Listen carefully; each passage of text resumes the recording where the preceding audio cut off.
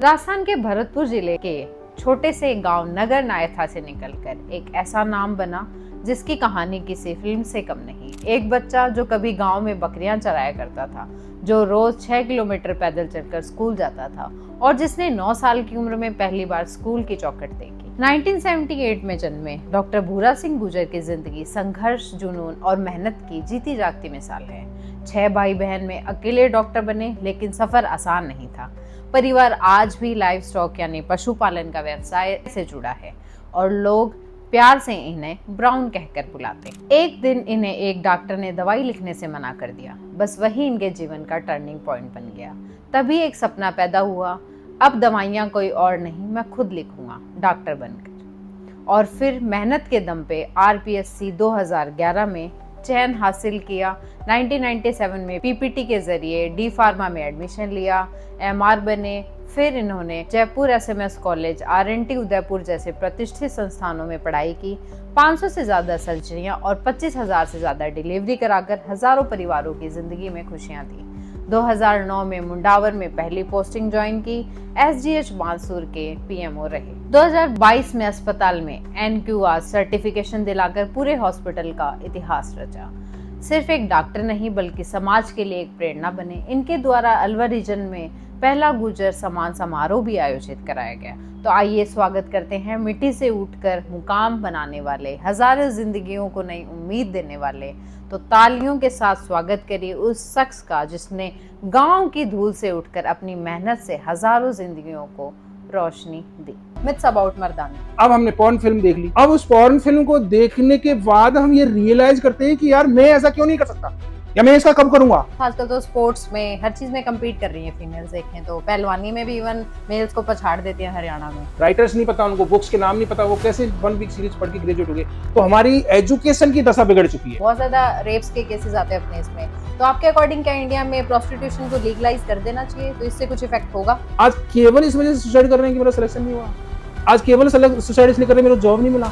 आज केवल इसलिए सुसाइड कर रहे हैं मेरी बीवी घर से छोड़ के भाग गई। गायनेकोलॉजी मिली तो आपको एक बार नहीं लगा कि मैं करूं नहीं करूं? वो आयुष्मान खुराना वाली फीलिंग नहीं है कि पूरी उसके अंदर कॉलेज के अंदर जो क्लास है उसके अंदर सिर्फ एक गायनेकोलॉजिस्ट था और उसकी मजाक उड़ाते? परमात्मा ने जिस परिवार में आपको जन्म दिया उस परिवार का आपको तहे दिल से नहीं, अपना जी जान से सम्मान और अभिमान करना चाहिए। ये गर्व का विषय है कि मैं इस घर में पैदा हुआ।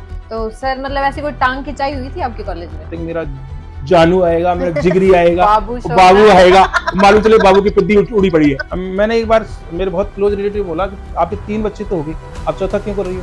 चौथा बच्चा सी बात प्रेग्नेंट। तो उसने मेरे को बोला अब भैया क्या करे, ये तो सब भगवान की देन है। हम वहाँ डिजीज ढूंढ रहे हैं जहाँ के लिए दुनिया क्राइम करती है या एंजॉय करती है। हर किसी महिला का ऑपरेशन हो रहा है, तो सी सेक्शन इतने क्यों बढ़ रहे हैं? कि उनकी केवल पढ़ाई मेरे इतने काम आई कि मैंने बाहर आते ही हिस्टेक्टमी के लिए सबसे पहले मेरा फोटो मेरे मैडम गाइड को भेजा। मैं मैडम आई डिड हिस्टेक्टमी, और 8 वीक का बहुत माना जाता है, 10 वीक का काफी बड़ा यूट्रस निकाला, तो इट वाज वंडरफुल। और यदि कोई का वाइट डिस्चार्ज है, इन्फेक्शस लग रहा है, तो एक लाल दवा केमेनोफोर जो आता है मार्केट में इजीली अवेलेबल है, 2-3 चुटकी एक 3/4 टब में भर के उसमें डाल दीजिए, उसमें 10 मिनट से शुरुआत कीजिए, आपको डॉक्टर के पास जाने की आवश्यकता नहीं पड़ती। सर पीरियड्स के दौरान हाइजीन मेंटेन करना कितना इंपॉर्टेंट है, और पीरियड्स का जो पैड है वो कितने घंटे में चेंज करना चाहिए? ये फील करता है कोई व्यक्ति, कोई लड़का कि मेरे को वर्जिन से शादी करनी है, उसने कभी लाइफ में सेक्स नहीं किया हो, कभी किसी के टच में नहीं आई हो, और उससे मान लो कर ले, मैं चाहता हूँ क्या वो दुनिया का सबसे खुशनसीब इंसान होगा? सर ऐसा कोई मैसेज या ऐसी कोई 2 टिप्स जो आप यंग गर्ल्स को देना चाहें? My first question to you, myths about मर्दानगी। What do you want about myths? Myths means मर्दांगनी आपकी नजरों में है ही नहीं, ये चाहते हो? नहीं मैं ऐसा कुछ नहीं चाहती, पर ऐसे लोग बोलते हैं ना कि वी आर मेल्स, हम रोएंगे नहीं, या फिर we have the male power, male ego. I am talking about that. The real fact is that मर्दांगनी डिक्शनरी में एक मिसनोमर है। मर्दांगनी का मीनिंग यदि किसी के मतलब पावर से लगाया जाए अथवा उसकी किसी एक्ट से लगाया जाए, ये टोटली मिसनोमर है। मर्दांगनी का मेल पैटर्न से यदि लगाए तो कुछ हद तक सही है, जैसे कि ये एक हार्मोनल चीज हो सकती है, एक मस्कुलाइन बॉडी हो सकती है, बट एक्ट जो होता है रियल में, जो वर्क होता है, वो कभी कोई मर्दांगनी से रिलेटेड होता ही नहीं। Every female can be more deserving, more daring, can be more daring with the mail.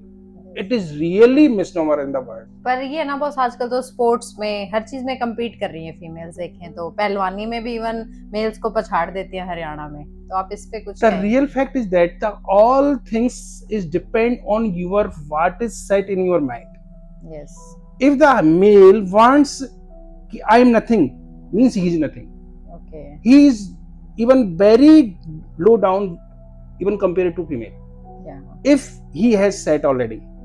But against it, यदि कोई महिला ये सोचे कि I am not less than any female, तो झांसी की रानी भी महिला थी। Obviously.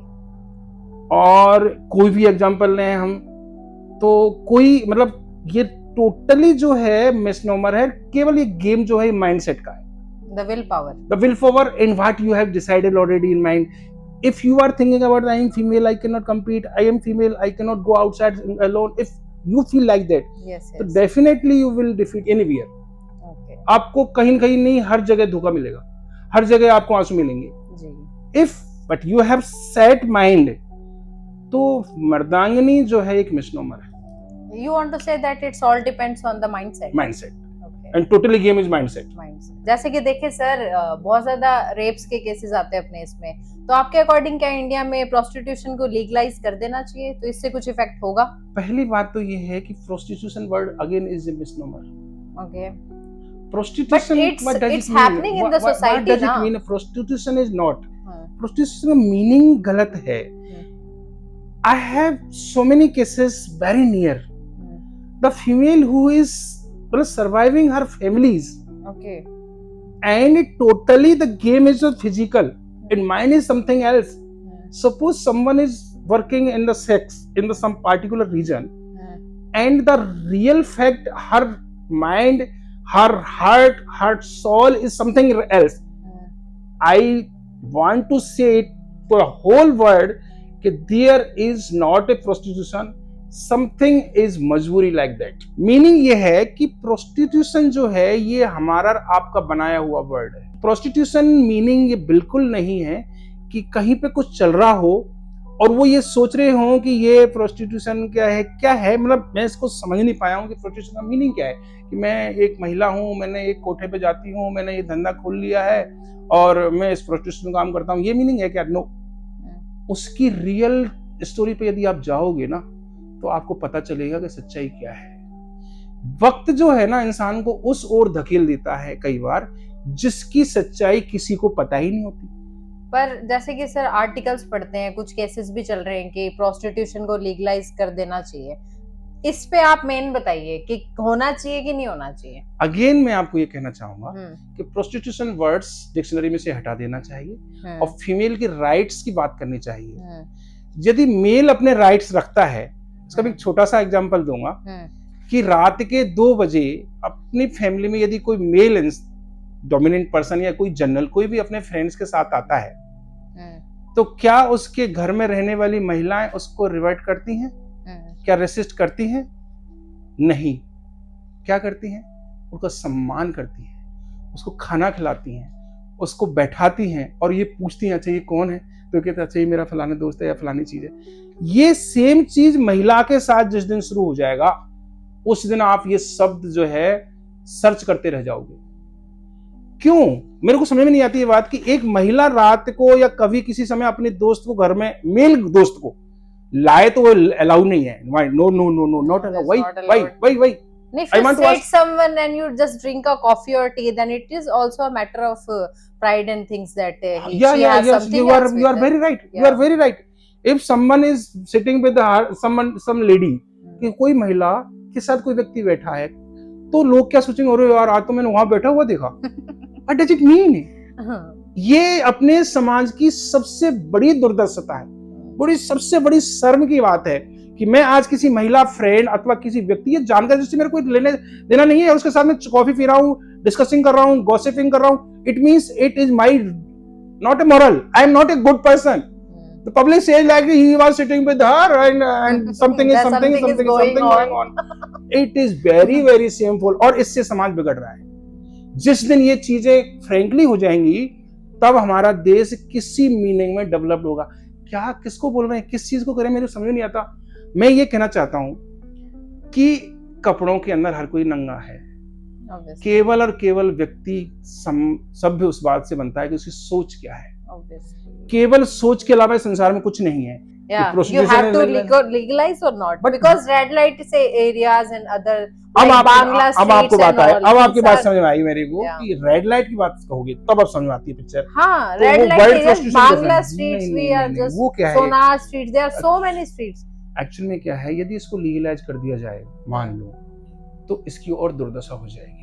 So you are not in a favor No, of this. no, I'm not in favor, but I am in favor like that कि 10 particular person है, मतलब वो उस कार्य को करने को मजबूर है, तो हमारे समाज को और हमारी सरकारों को और हमारी सोसाइटीज को ये सोचना चाहिए कि ये मजबूरी क्यों पैदा हो रही है, उन मजबूरियों को रोका जाए। Okay. उसके पीछे दोनों वर्ग काम है, या तो सोशल फैक्टर है या पर्सनल फैक्टर है, उसको खत्म किया जाए। मतलब हमें अड्डों को बढ़ावा देने की जरूरत नहीं है कि वो जिम का अड्डा है, यानी कोई पर्सन उसमें किसी काम में लिप्त है और हमको जाके उसमें कुछ पैसे देकर वो अपना काम करके आ जाए, ये गलत है। Sir, I want to interrupt. One thing is also, foreign में तो legalized है. Then फॉरेन में ये है ही नहीं कि आप मेल और फीमेल हो। हाँ, ये तो नहीं है। फॉरेन में हक करना अलाउड है, वहाँ पे आप everything is allowed. फॉरेन में आप ये भी तो अलाउ कि कोई व्यक्ति सामने मिला और मैं उसको हक कर रहा हूँ और गले मिल रहा हूँ और कोई नहीं कहने वाला नहीं है कि वो फलाने से हक कर रहा था। तो फॉरेन का फैक्टर ही अलग है। मतलब इंडिया जो है ना, भारत देश की जो सबसे बड़ी जो संपत्ति है ना संसार में, जो आज तक भी है और हमेशा रहेगी, वो है यहाँ का कल्चर। अब कल्चर क्या है? सभ्यता। सभ्यता क्या है कि ये बच्ची कोई महिला लड़की आई है और हमारे घर में ये सभ्यता है, ये किसी की बहन बेटी तो हमारी बहन बेटी है।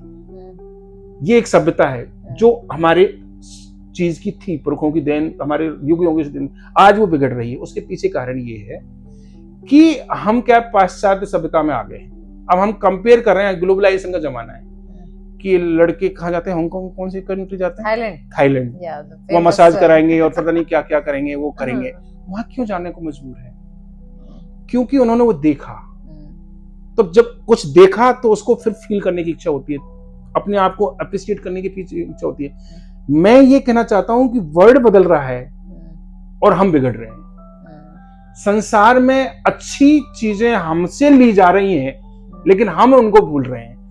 जो हमारी धरोहर थी वो गलत है, उसको हमें नहीं मिटने देना है। मैं इसके बिल्कुल 100% फेवर में हूं कि हमारी स्पिरिट अंतर की जो है ना, अंदर की स्पिरिट, वो बिगाड़ दी वेस्टराइजेशन, पश्चात संस्करण में। उसका पीछे आज जो ब्लू पॉइजन है, उसके पीछे है TV, mobile, Facebook, porn films, like that. हमारे यहाँ युवा क्यों बिगड़ रहे हैं? युवाओं का बिगड़ने का एकमात्र तरीका है कि मैंने रसगुल्ला नहीं खाया, तब तक रसगुल्ला का मुझे स्वाद नहीं पता, लेकिन जिस दिन मैंने रसगुल्ला खा लिया, अब मैं रसगुल्ला हमेशा ढूंढूंगा। अब ये आए हमारे शरीर के अंदर 3 तंत्र ऐसे हैं जिनसे हम फील करते हैं। हियर जैसे हम सुनते हैं, आई जैसे हम विजन करते हैं, और स्किन जैसे हम टच करते हैं। तो ये तीनों जो सिस्टम है जिनसे हम फील करते हैं, तो हमारी बॉडी में जो ब्रेन में जो सेंटर में सबसे पहले जो सबसे ज्यादा परमानेंट काम होता है वो विजन का होता है। हमने एक बार देख लिया ना जो चीज, वो हमारे मन मस्तिष्क में जम जाता है, पटल पे जम जाता है। अब हमने पॉर्न फिल्म देख ली, अब उस पॉर्न फिल्म को देखने के बाद हम ये रियलाइज करते हैं कि यार मैं ऐसा क्यों नहीं कर सकता, या मैं इसका कब करूंगा। अब उसके अंदर तड़प उठती है। तो मैं ये कह रहा हूं कि हमको ऐसी चीजें साइट और विजन में लानी ही नहीं चाहिए। हमको ये देखना चाहिए जब तक बंदा या मेल या फीमेल इतना मैच्योर नहीं हो जाए, जब तक उस चीज का असर नहीं पड़े, तब तक उसके टच में नहीं आना चाहिए। और हमारी सरकारों को ये चीज करना होगा, करना चाहिए, यदि हमें युवाओं को सुधारना है तो। जी। यदि हमारे फ्यूचर को बहुत अच्छा बनाना है तो हमें इस पे ही बैन लगाना पड़ेगा कि हम हमारे सामने कोई पॉर्न खुले ही नहीं, चाहे मैं 18+ हूं। इसकी एज कुछ बढ़ानी पड़ेगी, 18 के बजाय इसको 30 लाना पड़ेगा। इवन बहुत लेट जाके हम जगते हैं, हमारी बत्ती थोड़ी लेट जलती है। नहीं सर, अभी इलॉन मस्क ने जैसे एक वो दिया है कि पॉपुलेशन कम हो रही है, तो रिप्रोडक्टिव जो चीजें हैं वो भी बदल रही हैं।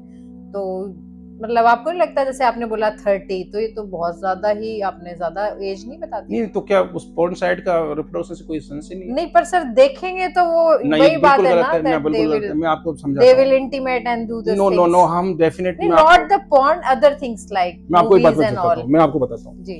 मूवी देखिए ना, फैमिली वाली मूवी देख ली, इंस्पायर्ड सर वाली सारे मूवी। वो आप फैमिली अभी वाली कवि नहीं सम्मेलन देखते कितने होते हैं आज देश में, बता दीजिए हमें।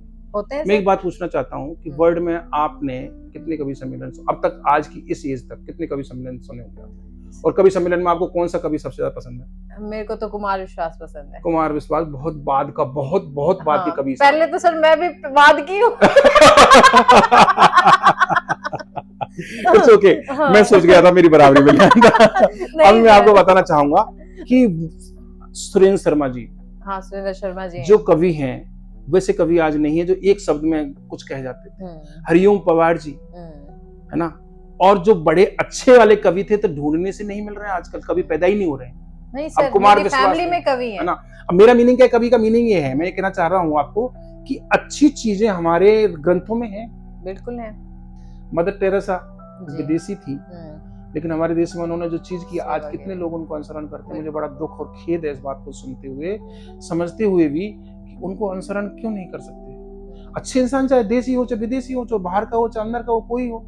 महात्मा गांधी का विदेश में सत्कार आज भी हो रहा है, पहले भी हुआ, क्यों हुआ? उनके बारे में पता नहीं क्या क्या शब्द बोले जाते हैं, लेकिन सच है वो, कभी उसको जुटलाया नहीं जा सकता। सांच को आंच सच को जुटलाया नहीं जा सकता। सांच को आंच का ये करना का मीनिंग है। वो तो है सर, पर वही है, प्रत्यक्ष को प्रमाण की आवश्यकता नहीं है। प्रत्यक्ष को प्रमाण की आवश्यकता नहीं है। सांच का राज का मीनिंग ये है कि यदि मेरा अंतर मन सही है और मैं आज किसी के साथ बैठा हूँ, मेरे को हजारों तरह की बाहर बात कोई बातें करते हैं, अब मुझे आज नहीं है क्योंकि मैं सच हूँ, तो वो मीनिंग उससे संबंधित। सर रियल जो रूरल इंडिया, उसके स्ट्रगल्स के बारे में बताइए, क्योंकि आप जो देखते हैं पेशेंट्स वो मैक्सिमम रूरल एरिया के ही हैं। मैं आपको एक बात बताना चाह रहा हूँ कि जो रूरल इंडिया है ना, आज का रूरल इंडिया अनावश्यक रूरल बना हुआ है। देखा जाए तो रूरल इंडिया आज होना ही नहीं चाहिए। अनावश्यक शब्द बोला है मैंने, क्यों? इसके पीछे मेरे पास 2-3 लॉजिक्स हैं। आज रूरल इंडिया यानी बिल्कुल गांव में रहने वाला व्यक्ति स्मार्टफोन रखता है, चाहे उसकी इनकम पिछले 5 महीने के अंदर 10,000 रुपए नहीं रही हो, उसके बावजूद वो स्मार्टफोन रखता है और स्मार्टफोन में सभी नॉलेजेस आती हैं। आज प्रत्येक गांव और ढाणी लगभग सभी सड़कों से जुड़े हुए हैं। आज प्रत्येक गांव और ढाणी इलेक्ट्रिसिटी से जुड़े हुए हैं। आज से 25-30 साल नहीं, आज से 40-30, लगभग 25-30 साल बैक में जाए तो हो सकता है बहुत सारे गांव ऐसे हुआ करते थे जहां पर रोड नहीं होते, लाइट नहीं होते थे। मैंने जहां तक फील किया है, वहां आज ये बहुत रेयरेस्ट है। 10 से 15% कोई ऐसी जगह हो सकती है जहां पर रोड लाइट, मतलब रोड से अथवा इलेक्ट्रिसिटी ना हो। तो रूरल का मीनिंग क्या है? आज मैं ये देखता हूं जहां हम रह रहे हैं, यदि हम राजस्थान के ईस्ट राजस्थान में देखें, राजस्थान में तो अभी पूरा राजस्थान डेवलप्ड है, मैं इस बात को बताना चाहता हूँ कि प्रत्येक गांव में ढाणियों में कोठियां बन रही हैं, अच्छे अच्छे मकान बन रहे हैं, लाइट बात बन रही हैं, अच्छी अच्छी चीजें हो रही। रूरल का मीनिंग क्या है? ग्रामीण का मीनिंग क्या है? द पीपल्स जिनको सारी फैसिलिटीज नहीं मिल रही हैं, जैसे सारी फैसिलिटीज नहीं, आप समझिए, बेसिक हो गया, हॉस्पिटल्स हो गए, ये चीजें हो गई। वो आते हैं दूर से 50-30 किलोमीटर ट्रैवल करके आ रहे हैं, तो दैट कम्स इन। हम यहाँ से दिल्ली जाते तो ट्रेवल करके जाते हैं, जयपुर जाते तो हम ट्रेवल करके जाते हैं, तो वो डिपेंड करता है अपनी रिक्वायरमेंट क्या है, डिमांड क्या है। आज आप सोचिए, हर 3 किलोमीटर पे पीएचसी प्राइमरी हेल्थ सेंटर है, बिल्कुल है। प्रत्येक विलेज में एक सब सेंटर है। सुपर स्पेशलिटी नहीं है ना सर, सुपर स्पेशलिटी तो एक्चुअली में होता क्या है? इन कंटेस्ट ऑफ गायनेकोलॉजी है, अब गायनेकोलॉजी पे आता जाता हूं मैं। एक्चुअली मैं ये कहना चाह रहा था कि पहली बात तो रूरल जो चीज है ना, हमने मन मस्तिष्क से हटानी पड़ेगी, रूरल वर्ड को हटाना पड़ेगा। हम रूरल नहीं है, सबसे पहली बात है, हम इतने रूरल नहीं है कि जहाँ पे सुविधाएं ना हो। पहले तो ये मन से निकालना पड़ेगा, ये काफी। Sir Rajasthan is developed, but we just talk about Bihar, we just talk about borders, it is not developed. देखो ये अभी आप ग्लोबलाइजेशन की बात की हम करें, यानी पूरे राजस्थान और पूरे इंडिया की बात करें, मान के चलिए, तो उसमें भी अब आप फैक्ट पे आ जाता हूँ कि एजुकेशन प्रत्येक चीज की जड़ है। Root is the our education, number 1। फिर उसके बाद में आपकी एजुकेशन भी बिगड़ गई। आज का युवा जब ग्रेजुएट होके मेरे पास आता है, मैं डेली टच करता हूँ, मेरे पास जितने भी पेशेंट आते हैं, मैं पूछ रहा हूँ बेटा क्या कर रहे हो आप? ग्रेजुएट। अच्छा ग्रेजुएट क्या सब्जेक्ट है? आर्ट। उनको सब्जेक्ट बताना तक नहीं आता। आर्ट कोई सब्जेक्ट नहीं है। इस सब्जेक्ट का मीनिंग क्या है कि आपके पास सोशल साइंस है, हिस्ट्री है, पॉलिटिकल है, जियोग्राफी है, हिंदी है, इंग्लिश, लिटिल लाइक दैट। तो फिर उनसे जब मैं और डीपली पूछता हूँ तो पता चलता है कि हाँ साहब मेरे पास जियोग्राफी है। अच्छा बेटा जियोग्राफी में आप कौन से सब्जेक्ट, किस राइटर की बुक पढ़ते हो टेस्ट में? तो 99% बच्चे राइटर्स भी नहीं पता है। राइटर्स नहीं पता, उनको बुक्स के नाम नहीं पता, वो कैसे 1 वीक सीरीज पढ़ के ग्रेजुएट हो गए? तो हमारी एजुकेशन की दशा बिगड़ चुकी है। ग्रेजुएट नाम की कोई चीज है, यदि मैं आपको रियल फैक्ट बता रहा हूं, मेडिकल का तो मुझे अच्छा आइडिया है, हम 50% में पास होते थे, हमें पास हो जाना ही सबसे बड़ी बात हमारे लिए सरप्राइज होता था। बाकी आज के युवा ग्रेजुएट पोस्ट ग्रेजुएट को 10th लेवल की बेसिक्स पता नहीं है। If I am directly asking about the what is HIV, graduate बंदे को मैं पूछ रहा हूं, they are not aware about HIV, means the education level is so becomes below, बहुत ज्यादा नीचे चला गया है। It's below poverty line. बहुत बहुत बुरा हाल है। Okay. तो वहां क्या है, ये इसमें जो 1 वीक सीरीज पैदा हो गई है, केवल पास मार्किंग कर दिए हैं प्रत्येक। और ये कहां से पता नहीं किस व्यक्ति का ये वरदान, नहीं किस व्यक्ति का ये इनिशिएशन होगा कि किसी को फेल ही नहीं करना। ये मेरी समझ से बाहर है कि फेल ही नहीं करना। क्यों नहीं करना भाई फेल? ये फेल क्यों नहीं करना? फेल तो करना है, जब भी जाके तो वो समझ में आएगा। हर्डल्स तो बनाने पड़ेंगे तो डेवलपमेंट आएगा। बच्चे को फेल ही नहीं करना, बच्चे को डांटना भी नहीं है, बच्चे को सर पे चढ़ा लो, बच्चे को पेशाब यहाँ करा लो। मतलब जब वो उसकी उम्र उस चीज की है कि आपको कुछ लर्न करना है, तब तक आप बच्चों को फ्रीडम नहीं दे रहे, टाइटनिंग नहीं कर रहे। That is very very wrong. और ये हमारे बच्चों को, युवाओं को बिगाड़ रहे हैं। आज आए दिन सुसाइड हो रहे हैं जी। I am very afraid about it. मैं ये टॉपिक लेना चाहता हूँ, क्या हो रहा है, क्यों कोई सुसाइड कर रहा है यंग एज में? पहले साल भर में हमें सुनाई देता था फलाने गांव में फलाने व्यक्ति ने सुसाइड कर लिया, उसकी कोई अपनी अलग कहानी हुआ करती थी। आज केवल इस वजह से सुसाइड कर रहे हैं कि मेरा सिलेक्शन नहीं हुआ। आज केवल सुसाइड इसलिए कर रहे हैं मेरे को जॉब नहीं मिला। आज केवल इसलिए सुसाइड कर रहे हैं मेरी बीवी जो घर से छोड़ के भाग गई। What is this? मतलब कहां पहुंच गए हम? मतलब सुसाइड का मीनिंग क्या है? तो क्यों है ये इसलिए है कि हम जो है यंग एज में बच्चों को उन परिस्थितियों से, बुरी चीजों से, मतलब कठिन चीजों से, हार्ड चीजों से दूर रख रहे हैं। मेरा मानना है, मेरे पिताजी कहते थे बच्चा गिर गया तो धरती माता वजन झेलेगी, ये कहते थे। और आज माएं और पिताएं और जो फैमिलीज हैं बच्चों को गिरने नहीं देती, और यदि गिरेगा तो वहां पहले और कुछ बिछा देती हैं, और गिरने के बाद में पता नहीं क्या क्या करती हैं, गिर नहीं जाए।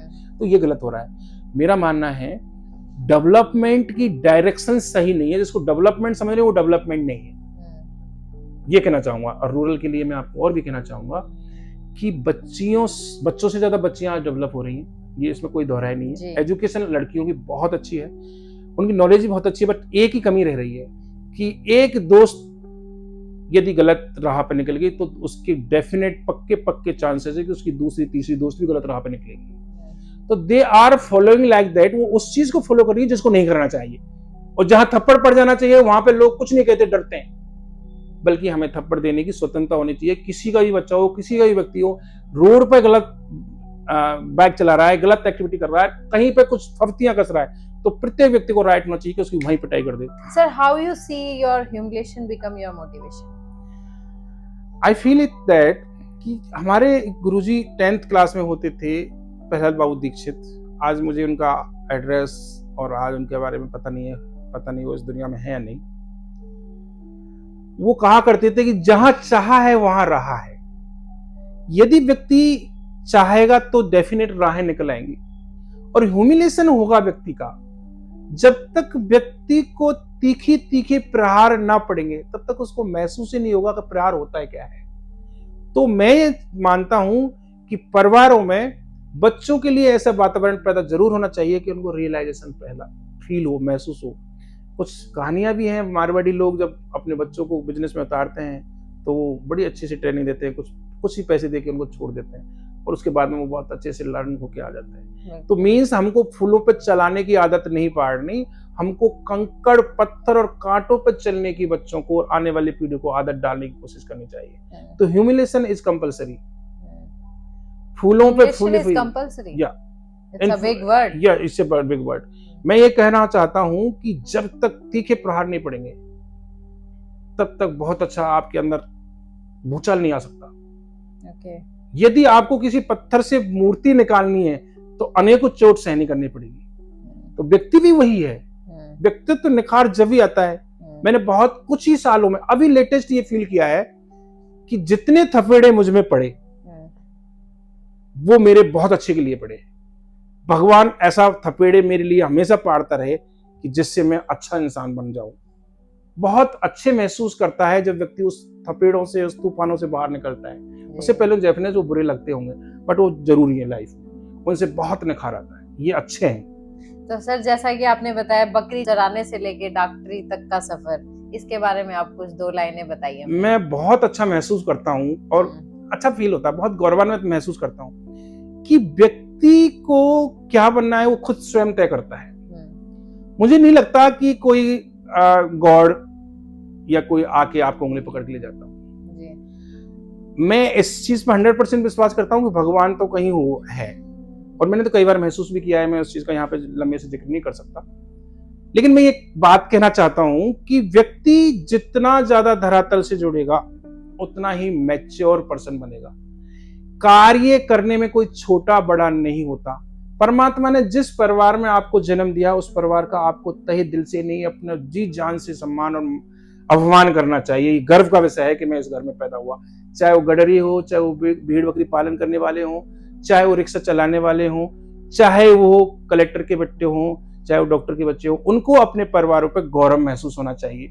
अभी कुछ ही साल पहले मैंने देखा है बिहार में, शायद इंडिया में सबसे ज्यादा आईएएस बिहार से निकलते हैं, जबकि बिहार एक पुअर स्टेट है, काफी पुअर स्टेट है, उसके बावजूद वहां से आईएएस इसीलिए निकलते हैं। ये मेरी बात को आप नोट कर लीजिए कि अमृत वहीं निकलता है जहां पे ज्यादा मंथन होता है। तो ये डेफिनेट पक्का है। तो मुझे बहुत अच्छा महसूस होता है इस बात पे कि जितना स्ट्रगल किया उससे बहुत ज्यादा बेहतर हम कुछ बने, जो जिसकी हमने कल्पना भी नहीं की। So you feel satisfied? More than satisfied. I'm not satisfied. I'm enjoying. मैं इतना आनंद ले रहा हूँ इस बात में कि हमारे पास खोने कुछ था ही नहीं। इंसान को बुरा और परेशानी तो उसको हो जिसके पास कुछ खोने को था। खोने को ही नहीं था, सब कुछ पाया है, ऊपर ने दिया है, ऊपर वाले ने दिया है। हाँ, इसके प्रति हमारा एक कमिटमेंट था।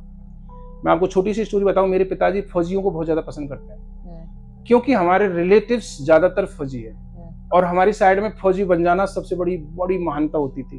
तो मेरे पिताजी मेरे बारे में फौजी ढूंढते थे और मैं फौजी नहीं बना, तो मेरे पिताजी को तो बड़ा बुरा लगा। तो मैंने सिर्फ ये कहा, मैंने अपने आप से कमिटमेंट किया कि फौजी क्या करते हैं कि सीमा पे जाके लड़ते हैं और देश के लिए मर मिटते हैं, इसमें कोई दोहराया नहीं है। सब सर्वोत्तम वर्क है, देश के लिए मिट जाना, इससे बड़ा अच्छा कार्य नहीं होता। आज मैं फील करता हूँ काश मैं फौजी होता, लेकिन मेरे अंदर एक टीस थी कि हम उन कुर्सियों पे भी बैठ सकते हैं क्या जहां पर बहुत बड़े पैसे वाले लोग बैठते हैं, या मैं ये कहूं एलिट क्लास पढ़ते हो, या मैं एक जाति से तो नहीं मानता। कुछ दिन पहले मैं ये सोचता था कि डॉक्टर बनना केवल बामन और बढ़िया या यूं कहूं अपर क्लास के लोगों का काम था। हम अपने आप को लोअर क्लास क्यों माने बैठे? मैं ये मानता हूँ संसार में जो भी आए कोई लोअर कोई अपर नहीं है। व्यक्ति जहां पैदा हुआ है उसको अपने परिवार का सम्मान करना चाहिए। बाकी जो व्यक्ति चाहे वो ऊपर क्लास बन सकता है और जो व्यक्ति चाहे अभिमान में है वो कभी भी लोअर क्लास हो जाएगा, उसका कोई भरोसा नहीं। तो दुनिया में ना कोई अपर है ना लोअर है। हाँ, मेरे अंदर टीस थी कि क्या हम सिर्फ फौज के लिए बने हैं, क्या सिर्फ हम मर मिटने के लिए बने हैं, क्या हम कभी उन कुर्सियों पे भी बैठेंगे जहां पे हमारा सपना कभी हमारे फादर फैमिली फादर किसी ने देखा ही नहीं और वो हमने प्राप्त किया। हमें इसमें गौरव फील होता है। और हाँ, उसके बाद में हमारी आने वाली पीढ़ी हमको इसको फॉलो करती है, अनुसरण करती है। मैं आपको सरप्राइज बताता हूँ, इन 2002 मेरे विलेज में पहला सिलेक्शन, 2002 में पहला सिलेक्शन एमबीबीएस में पीएमटी में था। उसके बाद आज मेरे गांव में 25 डॉक्टर हैं, 25 डॉक्टर्स। नाउडेज एवरीबॉडी फॉलो करता है कि यार ये बंदा बन सकता तो हम क्यों नहीं बन सकते। हमारे राजस्थान राज्य में एक बामनवास ग्राम पंचायत हुआ करती थी सवाई माधोपुर डिस्ट्रिक्ट में। उसको ग्राम पंचायत था, आज वो तहसील है। पूरे देश में यदि किसी ग्राम पंचायत या तहसील लेवल की यदि आईएएस की काउंटिंग करें तो बामनवास नंबर 1 है। उसकी भी यही कहानी है। वहां एक आईएएस बन गया तो अरे वो बन गया तो हम क्यों नहीं बन सकते, तो फॉलो किया। तो मैं ये कहना चाहता हूँ जो जितना ऊंचा उड़ोगे उतना ही अच्छा है। सपने तो ऊंचे ही होने चाहिए, कहीं ना कहीं नीचे टिक जाएंगे, ज्यादा ऊंचे नहीं उठेंगे। तो हमारा खुद का एक प्रण था जो अपने आप से था कि एक सपना खुद ने ही बुन लिया। सिर्फ सपना खुद का था, इवन मेरे पेरेंट्स का भी नहीं था, रिलेटिव्स का नहीं था, किसी का भी नहीं था, खुद का था। उसकी एक कहानी यही थी कि हम उन कुर्सियों पे क्यों नहीं बैठ सकते जहां पे बहुत एलिट क्लास बैठते हैं। क्या हमारा वहां राइट हो सकता है? तो विधाता ने तय किया, कुछ हमने मेहनत की। कैसा फील होता है सर आज? बहुत अच्छा फील होता है, वंडरफुल। और प्रत्येक व्यक्ति को मैं अब बहुत अच्छे से अच्छा एक चिकित्सक अपने आप को संतोषजनक चिकित्सक इसलिए पाता हूं कि मैं व्यक्ति को गेट के अंदर पहली नजर में पहचान लेता हूं कि ये व्यक्ति किस पीड़ा से पीड़ित होगा। गांव से आने वाला व्यक्ति 100 रुपए कलेक्ट करके किसी से मांग के लाता है, 200 रुपए लाता है, तो मैं महसूस करता हूं कि मैं उन दिनों में रहा हूं। तो जिसने पेन फील ही नहीं किया वो क्या जाने पेन होता क्या है। तो मैंने तो पेन फील किया है, इसलिए मैं पेशेंट को फील करता हूँ। और मैं कभी भी पेशेंट के ना रॉन्ग इंटेंशन में होता हूँ और ना डांटता हूँ ना फटकारता हूँ। मैं पेशेंट से प्यार करता हूँ। इसको कई लोग हमारे दूसरे तरीके से लेते हैं, चाहे कोई किसी तरीके से ले, लेकिन मेरा जो भगवान है वो मेरा मरीज मेरा भगवान है। और व्यक्ति सेवा करने के लिए हमेशा तत्पर है, ये मेरा आदर्श है, चाहे वो किसी भी स्थिति में हो। बट जितना अच्छा कार्य कर सकते हैं वो करना चाहिए। तो सर, एक डॉक्टर कितनी जिंदगियां बदलता है? देखो, जिंदगी बदलने वाला तो ऊपर वाला है, हमारी औकात नहीं हम किसी की जिंदगी बदलने। जीवन मरण भगवान के हाथ में, ये सत्य है, ये 100% सत्य है, इसको कोई नहीं झुठला सकता। हाँ, लेकिन एज ए चिकित्सक, एज ए डॉक्टर मैं ये कहूंगा कि हाँ, मेरी आंखों के सामने अनेकों ऐसे सीन्स हैं कि ये गया और वो आ जाता है। बहुत खुशी महसूस होती है, बहुत खुशी महसूस होती है। डिलीवरी के टाइम बच्चा पल्सलेस हार्टलेस पैदा होता है, हम उसको रिससिटेट करते हैं, आर्टिफिशियल वेंटिलेशन देते हैं और वो बच्चा आ जाता है। वो उसके पेरेंट्स को जितनी खुशी होती है ना, वो आप सोच नहीं सकते। उस खुशी का कोई ठिकाना नहीं है। डिलीवरी नहीं हो रही, बड़ी बड़ी जगहों से छोटी जगह पे आके डिलीवरी कराते हैं, कितनी प्रसन्नता होती है। तो हमें खुशी होती है कि हम छोटे जगह पे कार्य करने वाले छोटे डॉक्टर हैं। हम एक मेडिकल कॉलेज से 3 पीजी करने वाले एक ही इंस्टीट्यूट में साथ साथ करते हैं। एक की पोस्टिंग जयपुर मेडिकल कॉलेज में हो जाती है, एक की डिस्ट्रिक्ट हेडक्वार्टर पर हो जाती है, एक की मेरी जगह पीएससी जैसी सीएससी जगह या अब रूरल एरिया में हो जाती है। एक ही जगह से निकलने वाले चिकित्सक पीजी, उनकी पोस्टिंग अलग अलग जगह होने के बाद उनकी पहचान भी अलग अलग होती है। ये छोटा डॉक्टर, ये बड़ा डॉक्टर, वो सबसे बड़ा डॉक्टर, जबकि ऐसा है तो नहीं। वी आर इक्वल है, बट जगह उनको चेंज कर देती है। जगह चेंज करती है।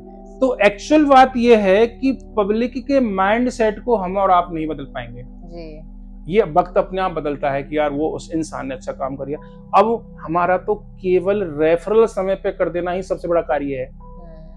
जैसे सपोज कोई पेशेंट हमारे यहाँ आता है और उसको माइस्थेनिया ग्रेविस अथवा कई ऐसी सीरियस ऐसी परेशानी बीमारी जिसको डायग्नोज करने में ही सालों निकल जाए, महीनों निकल जाए, और कोई अच्छा डॉक्टर पेरिफेरी पे बैठ के उसको डायग्नोज करके प्रॉपर टाइम पे प्रॉपर समय से भेज दे, बिल्कुल, तो ये उस ट्रीटमेंट से बड़ा कार्य है। बिल्कुल, दैट इज अ हेल्प जो कि फ्यूचर बचाएगा। सबसे इंपॉर्टेंट पार्ट यही है कि सही दिशा दे देना, सही डायरेक्शन दे देना, ये अपने आप में सबसे बड़ा कार्य है। सर, आजकल देखें तो जैसे कि ऑनलाइन भी देखें तो कई चीजें ऐसी बिकती हैं, तो आजकल के जो यंग बॉयज हैं उनका स्टेमिना और कॉन्फिडेंस इशू क्यों बढ़ रहा है इतना? मेडिकल फील्ड में पहले एक रैगिंग हुआ करती थी और रैगिंग बहुत हेल्दी हुआ करती थी, होनी चाहिए थी। हमारे प्रिंसिपल्स, हमारे टीचर्स, सब लोग हमसे ये कहते थे ragging is must in medical field. भाई आज मैं फील कर रहा हूँ कि डेफिनेट होनी चाहिए। रैगिंग वर्ड जो है, रैगिंग जो चीज है, वो इस चीज के लिए आई कि हम मैच्योर कैसे बने। बाद में उसका रूप चेंज हो गया और उसके कारण भी हम ही थे, बाकी रैगिंग होनी चाहिए। रैगिंग में क्या है, हम घुल मिल जाते थे, सीनियर जूनियर का रेस्पेक्ट सिखाते थे, और लाइफ में आने वाले समय में जो परेशानियां होंगी जो आज हो रही है, उनको सामना करने का चीज ही रैगिंग से आता था। मैंने मेरे थप्पड़ गाल पे 50-50 खाए, मैंने 50 थप्पड़ मेरे गाल पे खाए, मेरे सब कलीग ने खाए, मेरे सारे दोस्तों ने खाए, मेरे जूनियर ने खाए, मेरे सीनियर ने खाए, सबने खाए। उससे हमारा 1 इंच भी ना तो सम्मान घटा और ना हम घटे, लेकिन हमको मिला बहुत कुछ। क्या मिला? आज जब हम हॉस्पिटल्स में कार्य करते हैं और पब्लिक वायलेंस करती है जी, तो उस वायलेंस के पीछे भी हमारा ही कुछ पार्ट है। हम पेशेंस नहीं रखते, हम पब्लिक से बातें नहीं करना पसंद करते, हम उसको काउंसिल नहीं करते, हम कुछ चीजों में स्वांग नहीं करते। प्रेमानंद जी महाराज का एक वर्ड है स्वांग करना, यानी कुछ ना चाहते हुए भी करना पड़ता है। जैसे कि हमें पता है कोई पेशेंट आ गया, ब्रॉड डेड आ गया, अब ब्रॉड डेड आने के बाद में हम उनको सडन ब्रेक न्यूज नहीं दे सकते। हमको उसको सबसे पहले ये प्लान करना चाहिए कि इस व्यक्ति को इसका कुछ क्लोज रिलेटिव कौन है, मैच्योर पर्सन कौन है, फिर हम उसको धीरे धीरे आउट करते हैं। सारी कंडीशन ये है कि we can not help now, और हम कहते हैं साहब ले जाओ उसको, खत्म, आया इससे पहले ले जाओ उसको, तो डेफिनेट माजरा बिगड़ने वाला है। तो इसका मीनिंग क्या है? आपकी डॉक्टरी पे सवाल नहीं उठ रहा है, आपकी मैच्योरिटी पे सवाल उठ रहा है। आप किस वातावरण के रहने वाले रहे होंगे, इससे तो सवाल उठ रहा है। आपको सामने वाले के सामने किस परिस्थिति गुजरी, आप तो डॉक्टर, आप तो दिन रात जीवन और मरण के बीच में रहते हो, आपको कोई फर्क नहीं पड़ने वाला। लेकिन जिस परिवार का कोई फैमिली मेंबर किसी कारण से गया हुआ हो, वो फील करता है कि डॉक्टर कुछ जादू कर दे, कुछ तो कर दे, कुछ तो कर दे, ऐसा फील करता है। तब आप उसको सांत्वना दिलाने का तरीका आना चाहिए, और वो रेगिनी से हमें मैच्योरिटी से मिलता था। कि आजकल के जो यंग बॉयज हैं उनमें स्टेमिना और कॉन्फिडेंस के इशू क्यों बढ़ रहे हैं? पहली बात तो ये, कॉन्फिडेंस और स्टेमिना दोनों ये अगेन विल पावर के पार्ट है। यदि किसी भूखे व्यक्ति को 3 दिन तक भूखा रखा जाए नेचुरली, तो नहीं रह पाएगा। लेकिन कोई कंडीशन ऐसी क्रिएट की जाए तो रह पाएगा। जैसे कोई व्यक्ति को व्रत में डाल दिए, हम फास्ट करें, भाई आपका इस भगवान का व्रत है और 3 दिन तक आपको खाना नहीं खाना है, तो डेफिनेटली आप हैप्पीली रह जाओगे। लेकिन आपको केवल छोड़ दिया जाए कि भाई आपको खाना नहीं खाना, तो नहीं रह पाओगे। ये मेरे ऊपर भी लागू होता है और आपके ऊपर भी लागू होता है। तो ये सारा का सारा मैटर कॉन्फिडेंस का है। एक्चुअल में क्या है कि अभी लोग, अगेन मैं आपको कहूंगा कि मल्टीमीडिया, सोशल मीडिया, फेसबुक, इनसे ऐसा हो गया है कि व्यक्ति अपने आप को तुलना उनसे करता है कि काश मैं वैसा हो पाऊंगा या नहीं हो पाऊंगा। अपने पार्टनर को भी वही ढूंढता है वो, कि मैं उसको सेटिस्फाइड कहीं नहीं कर पाऊंगा, तो उसके माइंड में यदि क्वेश्चन यही आ गया नहीं कर पाऊंगा, तो डेफिनेटली कॉन्फिडेंस लूज होने वाली बात है। ऐसे केसेस आते हैं कि earlier they are not satisfied, even बहुत सारी चीजें ऐसी जो नहीं कहते हैं मुझसे। एज ए मेल डॉक्टर होने के बाद में जो मेरे पास में पार्टनर, मेल पार्टनर आते हैं, वो फ्रेंकली कहते हैं कि हमारे सामने ये प्रॉब्लम आ रही है। फीमेल्स भी कहती है कि हमारे सामने ये प्रॉब्लम आती है। इसके लिए केवल और केवल बात यह है कि वातावरण को अच्छा बनाया जाए। इवन इनफर्टिलिटी के केसेस बहुत सारे हैं मेरे पास, जिनकी 5 साल, 6 साल, 7 साल की मैरिज लाइफ गुजर गई, उनके पास बच्चे नहीं हो रहे, तो अब वो प्रॉब्लम में फंस गए, अब क्या किया जाए। तो उनके पास में ये स्टेमिना और कॉन्फिडेंस वाली बात चलती है कि जब न्यूली मैरिड होते हैं तो वो एवरीडे कॉन्टेक्ट में होते हैं, और कब उनको कंसीव हो गया पता ही नहीं चलता। अब यदि 5-6 साल गुजार दिए, और 5-6 साल गुजारने के बाद में अब इश्यूज होंगे, मेंटल स्ट्रेस हो गया, अब उनकी डिजायर नहीं है, अब उनका वो सारी चीज मैटर प्रॉब्लम होगी। तो the real fact is that there is no pathology. Infertility के पीछे पैथोलॉजी नहीं है, केवल और केवल साइकोलॉजी है। तो मैक्सिमम केसेस तो साइकोलॉजी के होते हैं, उनको केवल काउंसिल कर देने से ही सही हो जाते हैं हम। तो मैं इनको पूरी एक क्लास है मेरे पास में, उनको क्लास देता हूं मैं कि देखो भाई परफेक्ट चीज ये है। इवन पूरा सिस्टम भी समझाना पड़ता है हमको। रियल फैक्ट क्या है कि फीमेल और मेल दोनों जो है उस कॉन्फिडेंस में आए तो इनफर्टिलिटी पैदा ही नहीं होगी, वो उस ऑर्गाज्म तक के लेवल को जानते ही नहीं है। रियल फैक्ट क्या है कि कुछ पर्दा प्रथा, कुछ चीजें पहले जमाने में जो चलती थी वो आज खत्म हो गई, ऐसा है नहीं। तो व्यक्ति के पास में समय तो है, पर स्ट्रेसफुल लाइफ है सबसे इंपॉर्टेंट। फिर कुछ कंपेरेटिव लाइफ है, तो अपन को करना क्या होगा, कंपेरेटिव लाइफ को हटाना होगा। सबसे पहली बात तो स्ट्रेसफुल को बिल्कुल कंप्लीट रिमूव करना होगा। जिंदगी जीने के लिए पैसे की बिल्कुल आवश्यकता नहीं है। जिंदगी जीने के लिए अपने मन मस्तिष्क की आवश्यकता है, फैसिलिटीज की आवश्यकता नहीं है। जंगल में भी पटक दें तब भी हम मन मस्तिष्क को मस्त रख सकते हैं। तो केवल माइंड सेट को अगेन सेट करना पड़ेगा।